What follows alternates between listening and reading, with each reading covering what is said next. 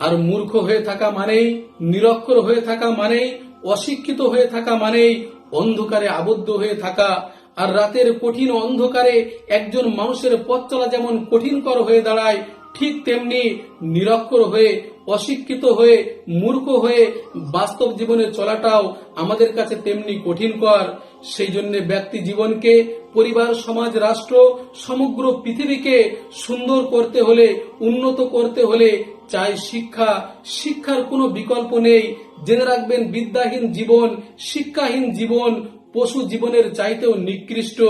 তাই তো পরিপূর্ণ জীবন বিধান দ্বীন ইসলাম নাজিলের প্রথম শব্দেই মহান আল্লাহ তাআলা তিনি ঘোষণা করে দিলেন যে ইকরা, লেখাপড়া করো, জ্ঞান অর্জন করো, বিদ্যা অর্জন করো। আল্লাহর পক্ষ থেকে নবী করিম সাল্লাল্লাহু আলাইহি সাল্লামের উম্মত তথা বিশ্ব মানবতার জন্য আল্লাহ পাক নির্দেশিত এটাই ছিল, এটাই হলো প্রথম এবং প্রধান ফরজ। সেই জন্য আসুন আমরা সকলেই ঘুমিয়ে না থেকে আমরা জেগে উঠি।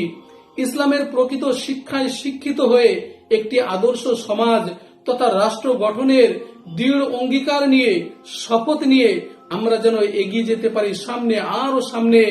মহান আল্লাহ তাআলা আমাদের সকলকেই সেই তৌফিক দান করুক।